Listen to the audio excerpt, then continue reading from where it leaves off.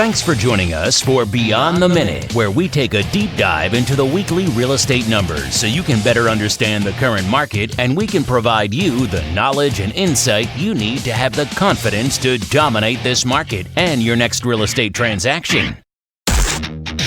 Welcome to the Monday Morning Market Minute.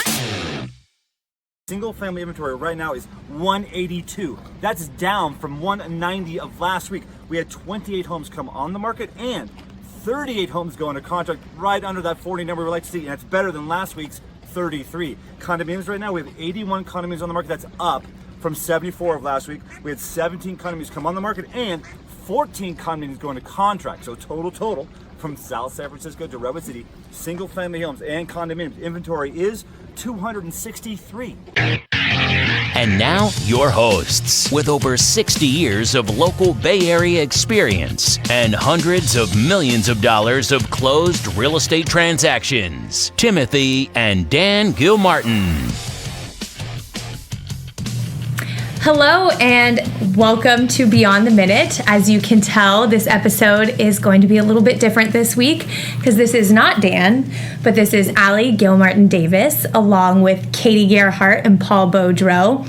And we are taking over Beyond the Minute this week because Dan and Tim are on a much deserved vacation.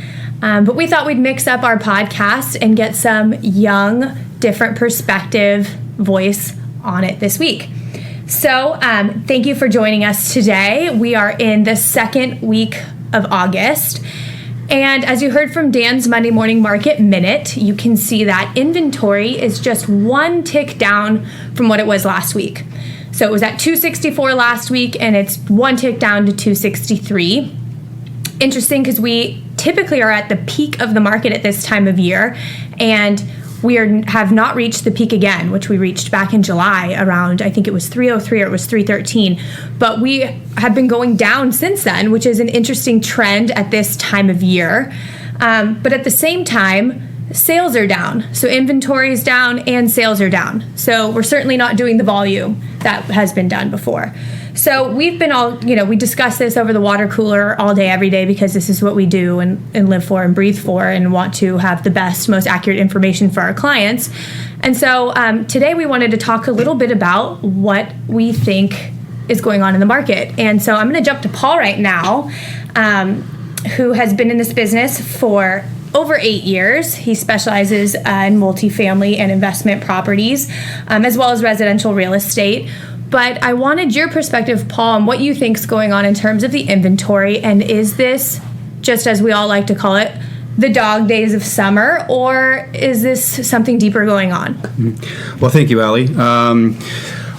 Right off the bat, I do believe it's more of the former, simply a bit of the dog days of summer. Yeah, and I looked to the fundamentals of the market really to get my cue there. As you stated earlier, we have low inventory, which is a big telltale sign of if there's a shift in the market. And I know Dan has spoken to that in previous podcasts. Low interest rates, they're ticked down once again, and so they're lower than ever. And it's continuing strong job market. I mean, we're continuing to add thousands of jobs here in the Bay Area. So all the fundamentals of the market are there for it to continue to be strong. And so then you have to ask yourself, why are we seeing a slowdown in sales? And I do believe it's kind of more of that seasonal low in the market, as Ali has pointed out, kind of the dog days of summer. I think this is a point where people who have been looking for a home over the past couple months have kind of grown weary of the search, and they're taking a vacation, just like our two senior partners, Dan and Tim. Right before the school year, getting in, that Tahoe vacation, Hawaii vacation, put their search on hold for now. And I do believe that when the kids go back to school, and that week or two after Labor Day, we're going to see a spike in sales volume. And I'm advising, I have clients who have been thinking about going to the market, and I'm advising them to go on that second week of September to try to capture those exact buyers. Taking a look at the market, just to give you a couple of specific examples that I'm targeting for clients. There's a great home at 1212 Bernal in Burlingame. Listed, it's a 3-bedroom, 3-bathroom home. Classic Burlingame bungalow. It's been expanded about 2,500 square feet, listed at $2,750,000. At just under 11 square feet. 2,500, pardon me. I listed just under 1,100 a square foot. That's well below the neighborhood average, and I thought it was priced right, just given the condition, flow of the home, and everything. And it's sitting now in the third week, and that generally tells us that they're about 5 to 10% off. However, I'm looking at this home, and I think the value is there. Yeah, I sold a house a couple blocks away on Hale, and it was 1,700 square feet, and we sold close to 2.5, just under 2.5. I think you got just over 1,400 a square foot, 1,450 a square, around that, I believe. So I agree. That's a little shocking that's how many days on the market? Entering 22 now, third week. Do you think that buyers are becoming more realistic about prices and trying to, not necessarily how much I need to pay for a house, but how much can I get this house for? There could potentially be, I guess, like I mentioned before, buyer's fatigue in there. Possibly this could be listed at value, and most buyers looking at the home could think, okay, well, it's going to sell for 5-10% over, which has been the trend, right, over the past, decade now. But so they're looking at this and thinking, do I want to spend $3 million? Instead of looking at it and thinking, can I get it for $2,750? Possibly, yeah. However, usually what you see is there's a bit of a delay, and then within that third week, when something's priced at value, you generally see it go into contract. I mean, haven't yet. Still no offers on the property now, and that's just one example that I've been targeting. There's been a couple other examples. There's a home on Elder in Millbrae that was priced again about $100 per square foot below the neighborhood average. And I would have imagined it would sell with a lot of offers. I only got 2, however. Still pending now, hasn't closed. But I think there's been that bit of a slowdown. There's less buyers out there, and I think it's because a lot of them are just taking that seasonal break. Yeah. And Katie, a little bit from you, Katie, who has been in the business for a little over 6 years, started as kind of the lead of our property management side of the business, and then jumped her feet first into selling real estate, and is one of our top agents, and is relentless actually when it comes to helping her buyers especially. But so you were on an open house last weekend of one of our listings in Millbrae, and I just wanted to get a little bit, a little tales from the street, as Dan likes to say it, of what the perspective of the buyers was. What was the energy like? Yeah, we actually we had a great energy on the home. We had over 20 groups come through the home, which was great for it being on the market. It was previously on the market, then taken off, and now we came back on the market again. So I thought that was great energy, but at the same time, I just feel like the urgency from the buyers just isn't there right now, which also speaks to the dog days of summer a little bit, where, they're just not ready to go right now. So I think that's really interesting at this point. And then you wonder, as you go on towards the fall, is it going to pick up a little bit more or not? But then you always then fall into the timing of the market being towards the holidays, which is always a slow time in our market. So I think we're all just trying to adjust our expectations a little bit. With price as well as days on market, and trying to figure out how to advise both sellers and buyers about what to expect. Right. Yeah, we were just having lunch with one of our favorite realtors and one of our favorite other companies, Joey Oliva. If you're listening, shout out to you. Hey. And Johnny Marshall, and we were all talking about this, and we were all kind of agreeing, are we in the middle of the dog days of summer right now? And then, we all agreed too, by September 15th, we'll get a sense of where's the market going to go the rest of the year, and how is next year going to stack up. And if everyone remembers, things got really weird last year as soon as October hit. I think we had 5, we've talked about this before, but we had 5 listings come on the market in that October, and only a few of them ended up selling in that time frame. So I think right now through September 15th is going to be really critical to tell us whether or not we are going to have a really strong finish, or if, I don't know, things are gonna change. Is it going to be changing? Yes. Yeah. Well, one thing to what happened last October, again, I'm going back to the fundamentals here. Interest rates did go up. They did tick up, and I think that kind of scared the market, not just the real estate market. And the stock market had its jitters, but I guess the volatility in the stock market has been crazy for the past few years as well. But I'm looking at in this market again, like I said, with really low interest rates, I don't see that happening again. So potentially any shift in amount of homes for sale, inventory levels, and sales could then point to a changing market. But I'm really focused. Yeah, I think September 15th through October is going to let us know whether or not this market's changing. Yeah. And Katie, like if you right now, maybe I'll ask both of you guys this, it's just thinking out loud with you guys, but if you had a buyer right now, and I'm sure both of you do have buyers right now. I got a few. What's your advice? Is right now a good time to swoop in, or is it let's wait till September 15th and see what else comes on the market?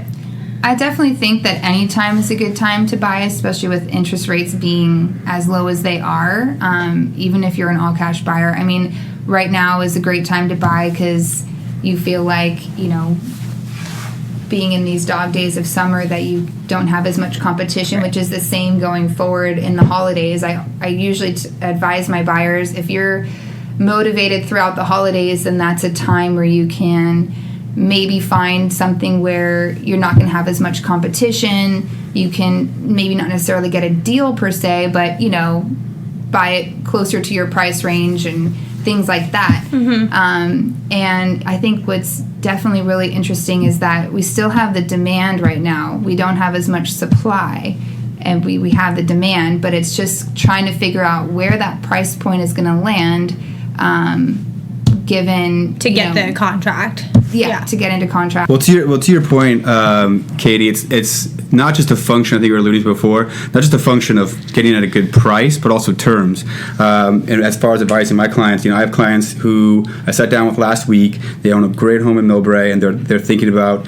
They want to sell that home to purchase a home in the Burlingame area, so they're seller buyers. So they're seller buyers, and this could be the perfect time for them, as far as getting in a home where you can actually have an offer accepted contingent upon the sale of your home, which in the competitive market, 6 months ago, people would have said you're crazy. Right. But there's opportunities like that, being able to go in with a property inspection contingency, with a financing contingency, those used to be rare things a few years ago. Obviously, in other markets, we're in a bit of a bubble here. They're a little more ordinary, but it's not just a function of getting it at a good price, which I also do think you can right now, but getting it with the right terms. You're not making this big decision in just a matter of 3 or 4 days. We can have time to look at the inspections, to make sure all your finances are in order, again,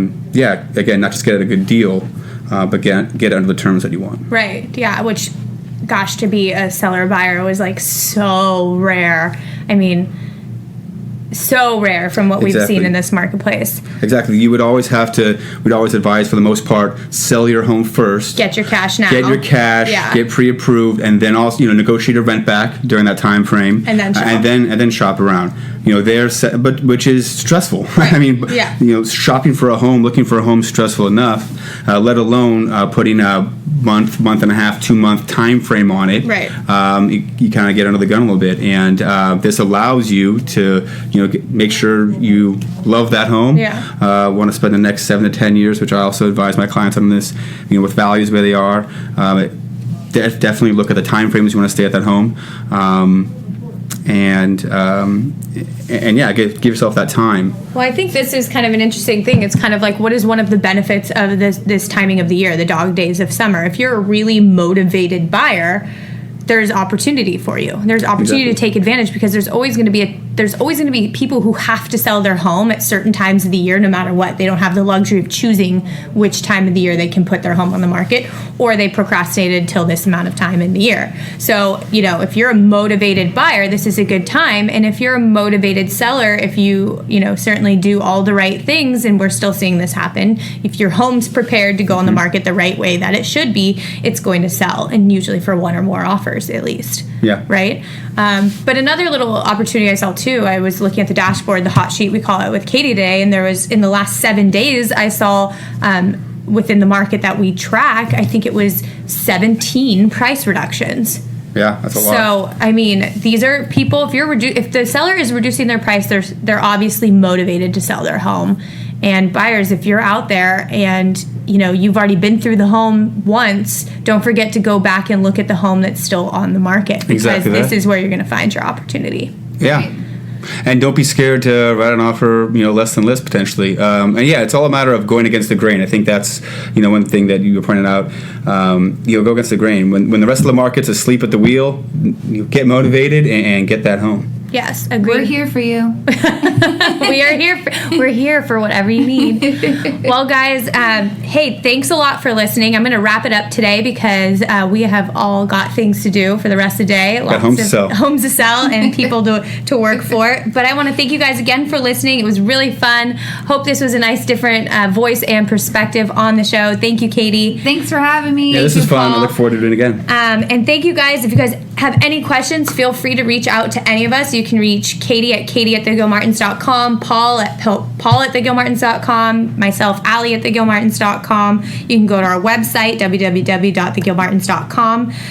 Also, remember that if you like our podcast, don't forget to subscribe. It makes a huge difference on as who we get this information out to, and you can find us on anywhere you can find podcasts, Apple Podcasts, Spotify, Podbean, all the different places. And go ahead and jump on our Facebook, like our Facebook page, the Gilmartin Group.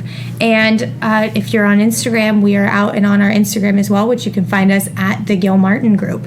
Thanks for having us. We hope you guys have a great rest of the week. Plus, we always love a good competition, so let us know if you like us or Tim or Dan. Yes, yeah. Go ahead and leave us a comment or guns. feedback to let us know whose show did you like better. Thank you guys. We'll talk to you soon.